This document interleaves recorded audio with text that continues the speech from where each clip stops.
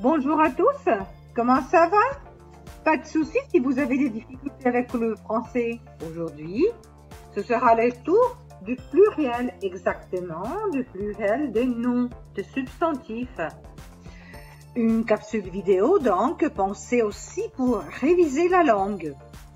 Le lexique qui soutient la leçon concerne aujourd'hui le fleurs de montagne. Quindi ragazzi, attraverso questa video lezione avrete la possibilità di approfondire come si forma il plurale dei sostantivi e sapendo che in francese c'è una regola di base, ma ci sono poi anche le eccezioni.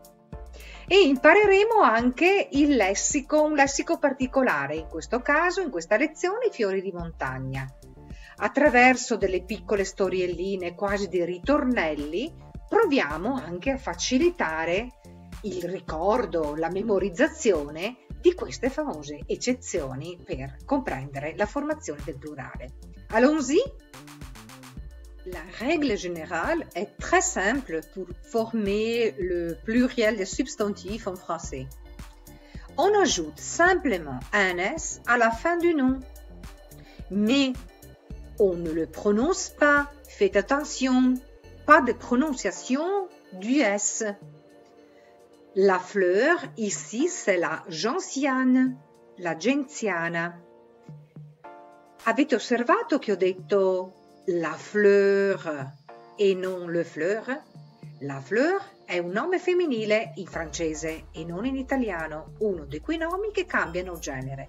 Donc, la fleur, la gentiane. On fait donc des exemples. Le billet, les billets.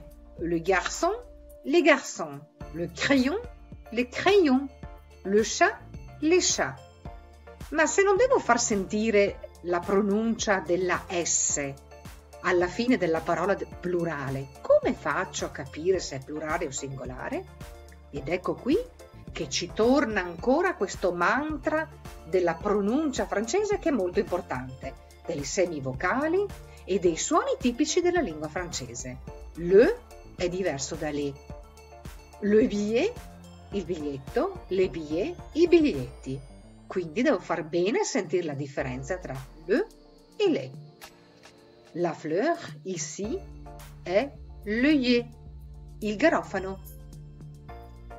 Les noms qui se terminent en al, o, e, prennent un X, comme par exemple le jeu, les jeux, le drapeau, les drapeaux. La fleur, ici, c'est le lit orange, il giglio di San Giovanni. Voilà des pluriels qui se transforment de al à o. C'est quand les noms se terminent en al, comme par exemple le journal, les journaux, l'hôpital, les hôpitaux, le cheval, les chevaux. Fate sempre bene la differenza tra le et les. Et faites attention à la liaison quand il y a un S avec une H muet ou bien avec une voyelle, comme les hôpitaux.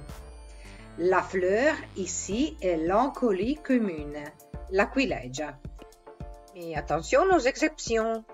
Il y a des noms qui se terminent en al, mais le pluriel sera al, avec S, mais la prononciation est la même. La fleur ici est le Delweiss, la stella alpina. Apprenons donc ensemble, comme une comptine, ces mots suivants. Bal, carnaval, chacal, festival, régal, récital, cal. La fleur ici, c'est l'astère des Alpes. L'astro alpino. Et voilà le pluriel des mots qui sont l'exception. Et donc, observez la prononciation de l'article. Ce n'est plus le bal, mais les bals. Ce n'est plus le carnaval, mais les carnavals. Donc, les bals, les carnavals, les chacals, les festivals, les régals, les récitals, les cals. La fleur ici, c'est la nigritelle. La nigritella. Il y a des mots qui forment le pluriel avec la finale X, mais quand les noms se terminent en O. Notate che AU si pronuncia O, ma anche EAU si pronuncia O. Comme par exemple le château, les châteaux, l'agneau, les agneaux, le gâteau, les gâteaux. Anche qui la differenza dal punto di vista della pronuncia non grafica è appunto caricata sull'articolo. Le château, les châteaux, le gâteau, les gâteaux, l'agneau, les agneaux. In questo caso faccio anche la liaison, ricordatevi, sempre la liaison tra una S o una X e una vocale oppure un H muta. Ici, la fleur, c'est l'arnica des montagnes, l'arnica. Ici, le pluriel est avec un S pour les noms qui se terminent en ail, comme un portail, des portails, un portale monumentale o un portone di casa. Quindi AIL finale si aggiunge semplicemente una S. Ici, la fleur est la campanule alpine, la campanula di montagna. Un S final au pluriel pour le nom qui se termine en ail. Par exemple, un épouvantail, des épouvantails, un détail, des détails, un rail, des rails. La fleur ici est l'anémone pulsatile, l'anémone alpino. Mais attention aux exceptions. Le pluriel est avec O pour les noms suivants, même s'ils se terminent en ail. Bail, corail, émail, soupirail, travail, ventail, vitrail, fermail. La fleur ici, c'est le perce-neige, il bucaneve. Voilà la traduzione en italien. Le bail, la locazione, il contratto, le corail, il corallo, l'émail, lo smalto, le soupirail, la finestrella, le travail, il lavoro, le ventail, il battente di una porta, le vitrail, la vetrata. Ici, la fleur è la centaurée bleuée, il fior da riso blu. Et donc au pluriel, ail devient O, AUX. Et donc, nous apprenons encore une fois ces mots-ci qui sont une exception dans la langue française en ce qui concerne le pluriel à travers une comptine. Bail, corail, émail, soupirail, travail, ventail, vitrail, fermail. Essayez de le répéter, cercate di ripeterlo come una piccola filastrocca.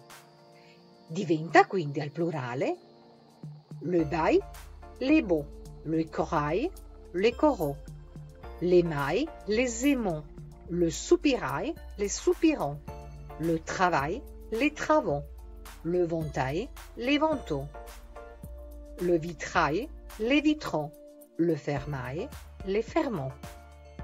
Ici la fleur è la campanule a feuilles ronde, la campanula con i fiori rotondi.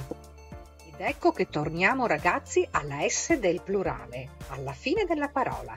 Donc un S au pluriel pour le nom qui se termine en U. AU è un dittongo e lo pronuncio U. Comme par exemple un fou, des fous, un trou, des trous, un bisou, des bisous, un folle, un buco, un bacio, un bacetto. Ici, la fleur è le troll d'Europe, il botton d'oro. Ed ecco ancora una volta davanti ad un'eccezione. Attention donc aux exceptions du français. Donc, un S on a vu au pluriel pour les noms qui se terminent en OU, sauf, tranne. Le chou, le genou, le caillou, le bijou, le pou, le hibou et le joujou.